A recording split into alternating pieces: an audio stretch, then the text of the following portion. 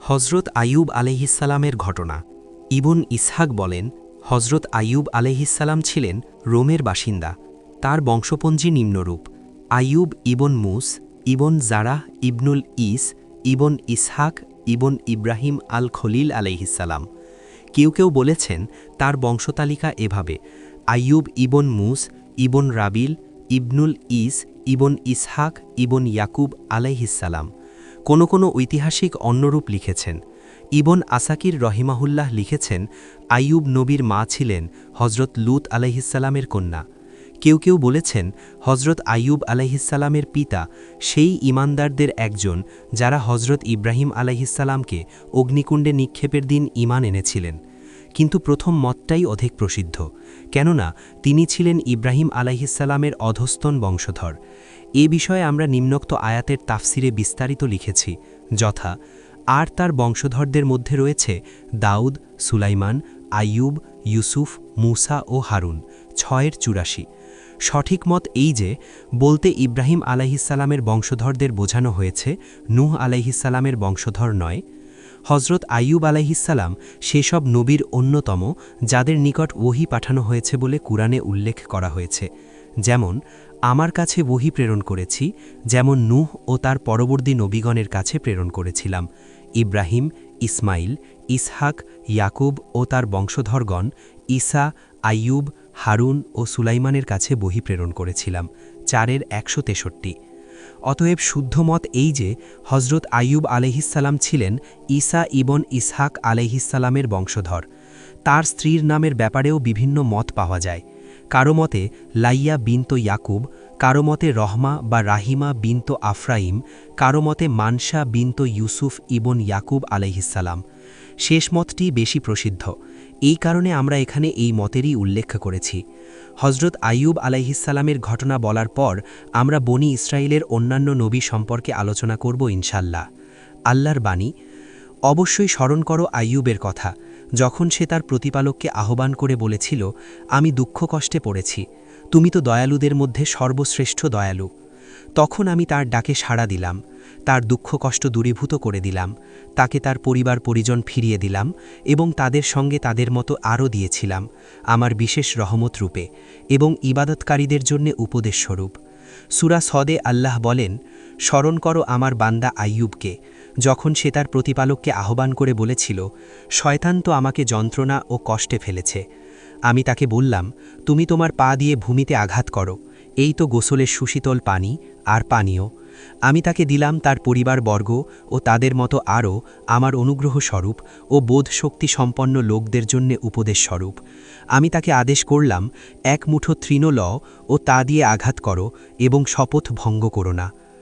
আমি তাকে পেলাম ধৈর্যশীল, কত উত্তম বান্দা সে ছিল আমার অভিমুখী।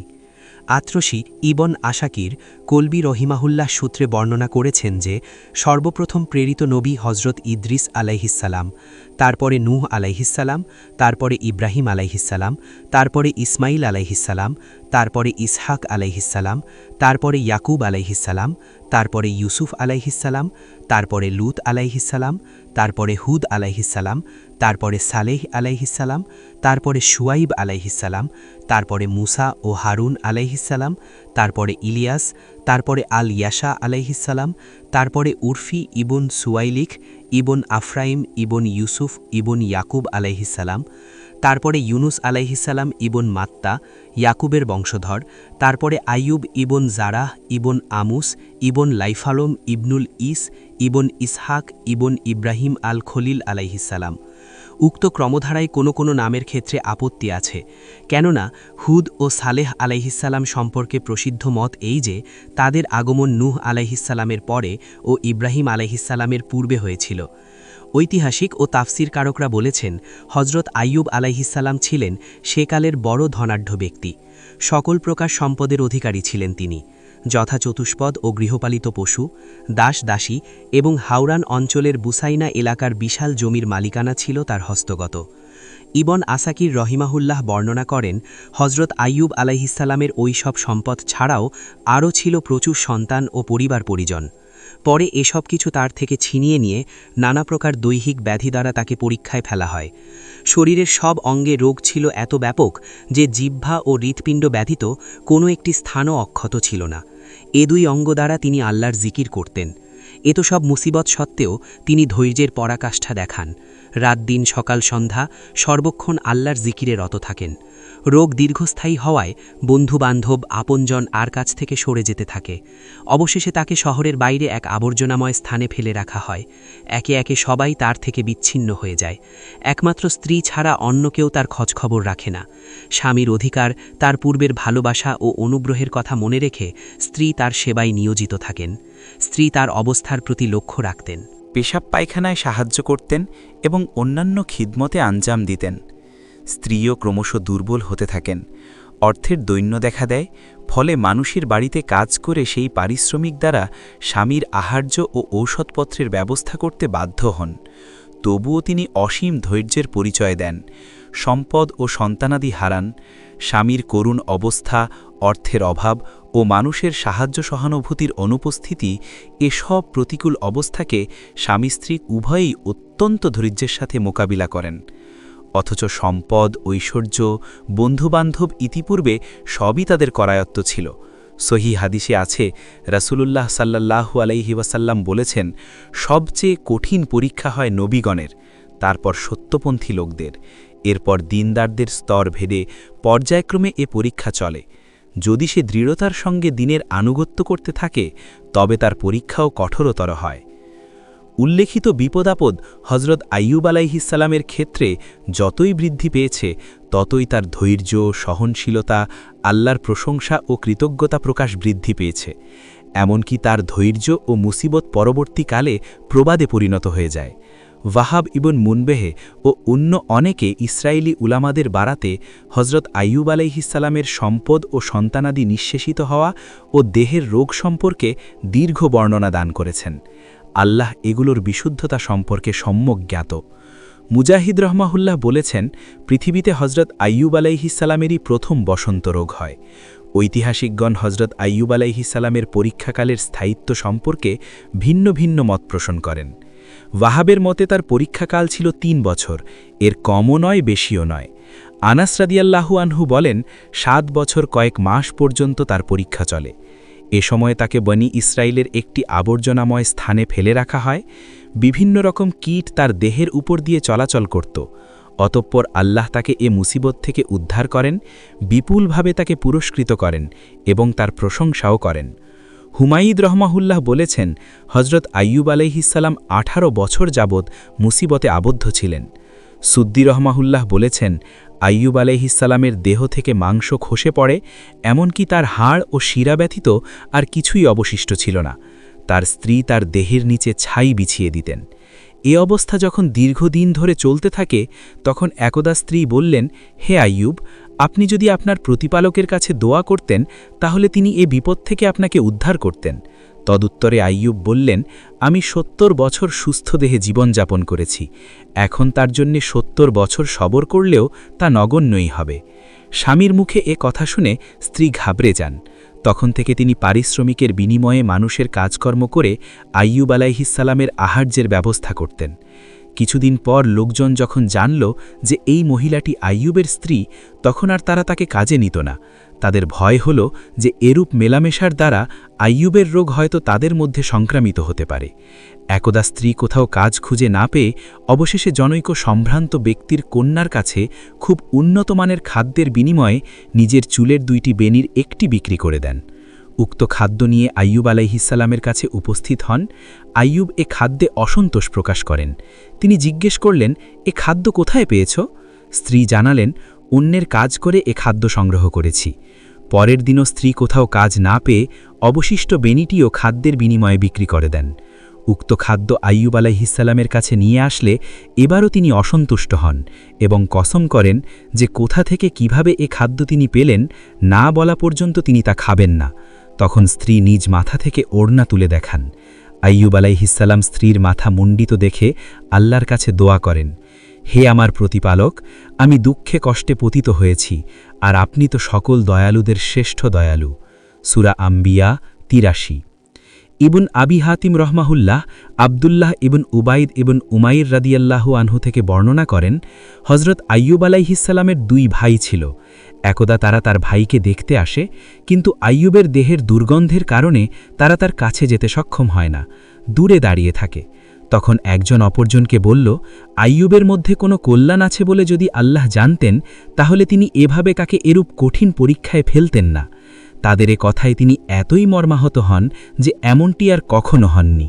অতঃপর তিনি আল্লাহ কাছে দোয়া করলেন, হে আল্লাহ, আপনি যদি জানেন যে এমন একটি রাতও যায়নি যে রাত্রে আমি পেট ভরে খানা খেয়েছি, অথচ আমার জানা মতে কোনো ব্যক্তি ক্ষুধার্ত অবস্থায় থেকেছে, তাহলে আমার সত্যতা প্রকাশ করুন।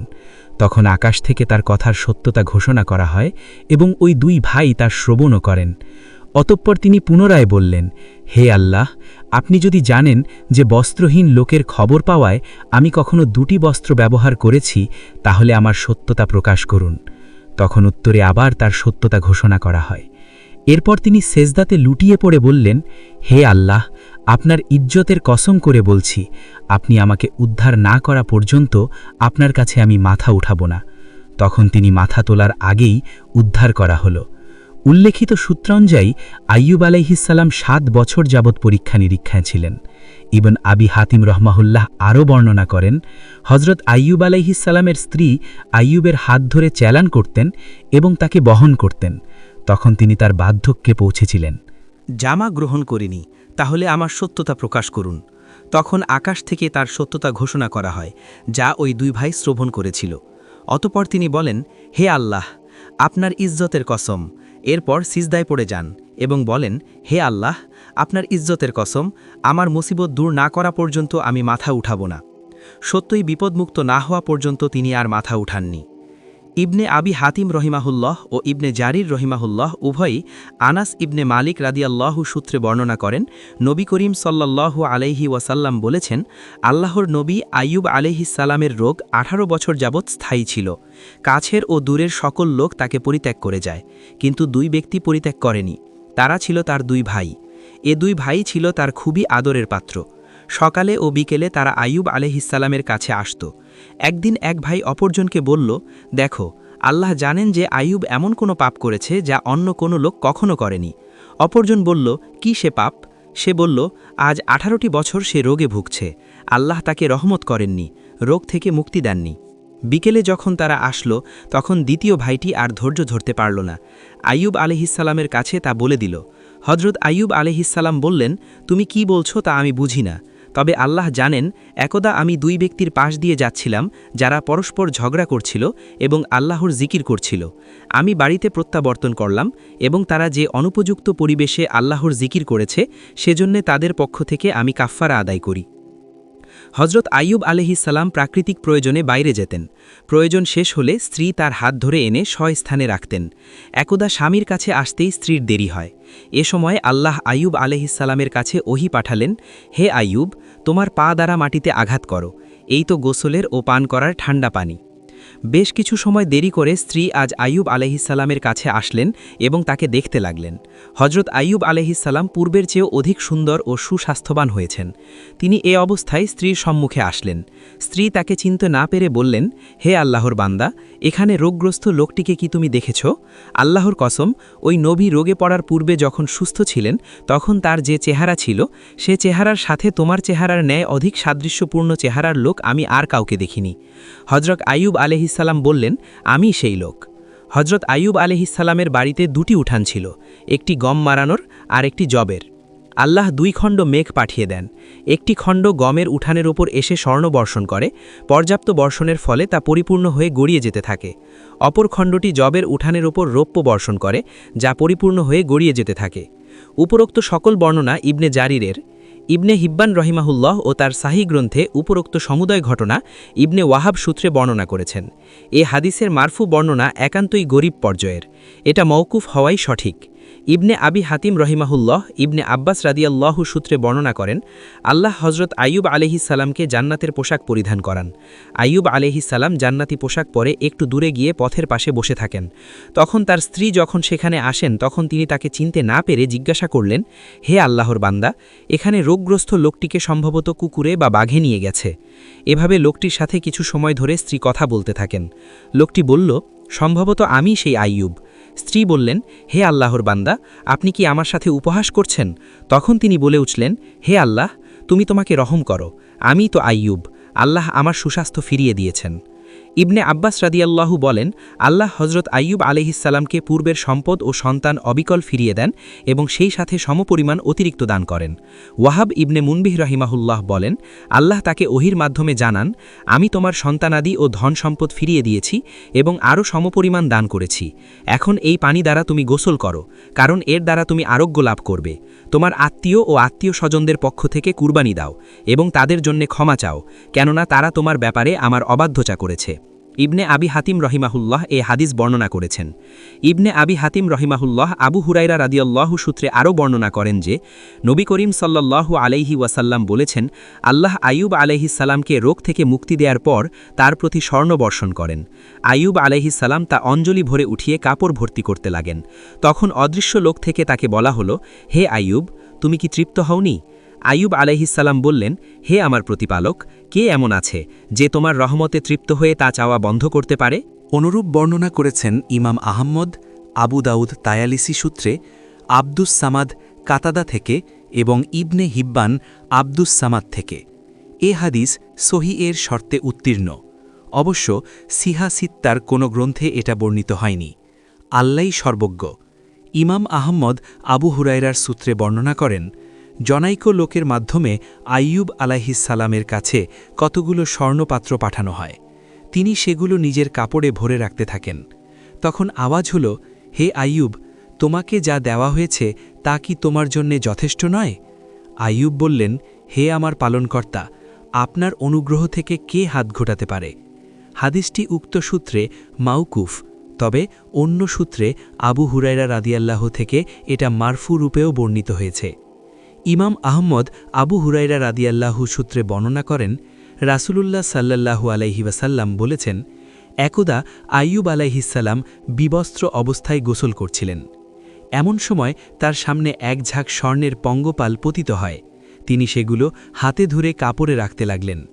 তখন তার প্রতিপালক তাকে ডেকে বললেন, হে আইয়ুব, তুমি যা দেখতে পাচ্ছ তা থেকে কি আমি তোমাকে অমুখাপেক্ষী করে দেইনি? তিনি উত্তর দিলেন, অবশ্যই আমার প্রতিপালক, কিন্তু আমি আপনার অনুগ্রহের অমুখাপেক্ষী নই। বুখারী আব্দুর রাজ্জাক রাদিয়াল্লাহু সূত্রে এ হাদিসটি বর্ণনা করেছেন। আল্লাহর বাণী, তুমি তোমার পা দ্বারা আঘাত করো। আইয়ুব আদেশ মোতাবেক আপন পা দ্বারা মাটিতে আঘাত করলেন। আল্লাহ সেখান থেকে একটি ঝর্ণাধারা প্রবাহিত করেন, যার পানি ছিল সুশীতল। আল্লাহ তাকে এই পানি দ্বারা গোসল করতে ও তা পান করতে হুকুম করেন। আইয়ুব তাই করলেন, ফলে তার সমস্ত ব্যথাবেদনা এবং তার দেহের প্রকাশ্য অপ্রকাশ্য সকল রোগশোক ও ক্ষত দূর হয়ে গেল। আল্লাহ তাকে সুস্বাস্থ্য দান করেন, তার চেহারাকে সুদর্শন চেহারায় পরিবর্তন করে দেন। এছাড়া তাকে প্রচুর ধনসম্পদও দান করেন, এমনকি স্বর্ণের পঙ্গপালও বর্ষণ করেন। তাকে আল্লাহ সন্তান সন্ততিও প্রদান করেন। আল্লাহ বলেন, তাকে তার পরিবারবর্গ ফিরিয়ে দিলাম এবং তাদের সমপরিমাণও দিলাম। কারো কারো মতে আল্লাহ আইয়ুব আলাইহিসসালামের পূর্বের সন্তানদেরকে জীবিত করে দেন, আর কারো মতে পূর্বের সন্তানদের বিনিময়ে আল্লাহ আইয়ুবকে সওয়াব দান করেন এবং তাদের স্থলে সমসংখ্যক সন্তান দুনিয়ায় দান করেন। আর এই সকলকে আল্লাহ কিয়ামতের দিন তার সাথে একত্র করবেন আমার পক্ষ থেকে রহমত স্বরূপ, অর্থাৎ আমি তার যাবতীয় দুঃখ কষ্ট দূর করে দিলাম।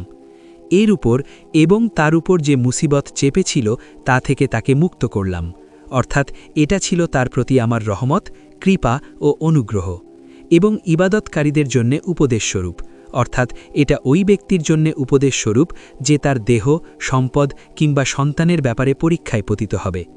তার জন্যে আল্লাহর নবী আইয়ুব আলাইহিসসালাম আদর্শ হয়ে থাকবেন, কেননা আল্লাহ আইয়ুব আলাইহিসসালামকে তার চাইতেও অনেক বড় পরীক্ষায় ফেলেছিলেন, কিন্তু তিনি ধৈর্য ধারণ করেন এবং বিনিময়ে পুরস্কার আশা করেন, ফলে আল্লাহ তাকে মুক্তি দেন। উপরোক্ত আয়াত থেকে যারা এ অর্থ নিয়েছেন যে এটা তার স্ত্রীর নাম, তাদের এরূপ দলিল গ্রহণ সম্পূর্ণ বাতিল ও ভ্রান্তিপূর্ণ। দাহাক রাদিয়াল্লাহু ইবনে আব্বাস রাদিয়াল্লাহু থেকে বর্ণনা করেন যে আল্লাহ আইয়ুব আলাইহিসসালামের স্ত্রীর যৌবন ফিরিয়ে দেন এবং স্ত্রীকে পূর্বাপেক্ষা অধিক সুশ্রী করে দেন। এমনকি আরও ২৬ জন পুত্র সন্তানও তার গর্ভে জন্মগ্রহণ করে। রোগ থেকে মুক্তিলাভের পর আইয়ুব আলাইহিসসালাম ৭০ বছর জীবিত ছিলেন। তিনি রোম দেশে বসবাস করতেন এবং দ্বীনে হানিফ তথা সত্য ধর্মের উপর প্রতিষ্ঠিত ছিলেন। এরপর পরবর্তী লোকজন ইব্রাহিম আলাইহিসসালামের দ্বীনের মধ্যে বিকৃতি ঘটায়। আল্লাহর বাণী, হে আইয়ুব, তুমি স্বহস্তে তৃণ শলাকা ধারণ করো এবং তা দ্বারা স্ত্রীকে প্রহার করো, তবুও কসম ভঙ্গ করো না। আমরা আইয়ুবকে ধৈর্যশীল পেয়েছি। কতই না উত্তম বান্দা সে, নিঃসন্দেহে সে ছিল আমার অভিমুখী। সূরা সাদ ৪৪ নম্বর আয়াত। অর্থাৎ এটা ছিল আল্লাহর পক্ষ থেকে আইয়ুব আলাইহিসসালামের প্রতি বিশেষ রেয়ায়াত।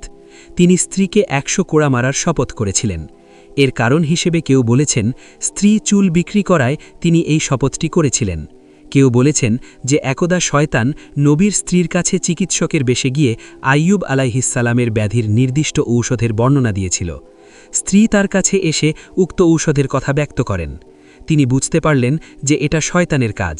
তখন তিনি কসম করেন যে স্ত্রীকে ১০০ কোড়া মারবেন।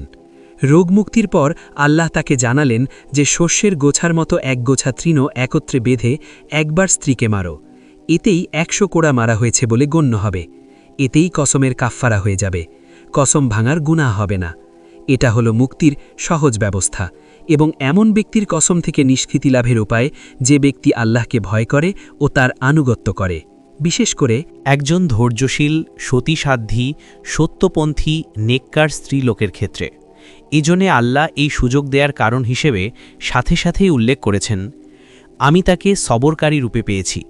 কত ভালো বান্দা সে, নিশ্চয়ই সে আল্লাহর ইবাদতকারী। বহু সংখ্যক ফিকহবিদ এই রেয়াতকে আয়মান ও নুজুর, শপথ ও মানত অধ্যায়ে দলিল রূপে প্রয়োগ করেছেন। কিছু সংখ্যক ফকি এর ব্যাপ্তি আরও বাড়িয়ে দিয়ে শপথ থেকে বাঁচার উপায় ও বাহানা অধ্যায়ে সংযোজন করেছেন। তারা দলিল হিসেবে এই আয়াতকেই পেশ করেছেন এবং রকমারি মাসালা বের করেছেন।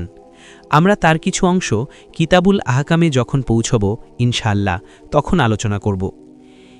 জারির রহমহুল্লাহ প্রমুখ ইতিহাসবেত্তা লিখেছেন যে হজরত আইয়ুব আলাইহিসসালাম ৯৩ বছর বয়সে ইন্তেকাল করেন। কারো মতে তিনি এর চেয়ে বেশি দিন জীবিত ছিলেন। মুজাহিদ রহমহুল্লাহ সূত্রে লাইথ বর্ণনা করেন যে কেয়ামতের দিন আল্লাহ দলিল হিসাবে ধনীদের বিরুদ্ধে সুলাইমান আলাইহিসসালামকে, দাসদাসীদের বিরুদ্ধে ইউসুফ আলাইহিসসালামকে এবং মুসিবত ও বিপদগ্রস্তদের মোকাবিলায় আইয়ুব আলাইহিসসালামকে পেশ করবেন। ইবনে আসাকির রহমহুল্লাও সম অর্থবোধক বর্ণনা উল্লেখ করেছেন। মৃত্যুকালে হজরত আইয়ুব আলাইহিসসালাম তার পুত্র হয়মালকে ওসিয়ত করে যান। তারপরে বিশির ইবনে আইয়ুব তার স্থলাভিষিক্ত হন। অনেকের ধারণা মতে এই বিশিরই কোরআনে বর্ণিত জুলকিফল। এদের ধারণা হিসেবে তিনি নবী এবং ৭৫ বছর বয়সে তিনি ইন্তেকাল করেন। কিছু লোক যখন হজরত আইয়ুব আলাইহিসসালামের পুত্র বিশিরকে জুলকিফল বলেছেন, তখন আমরা জুলকিফলের কাহিনী এখন আলোচনা করব।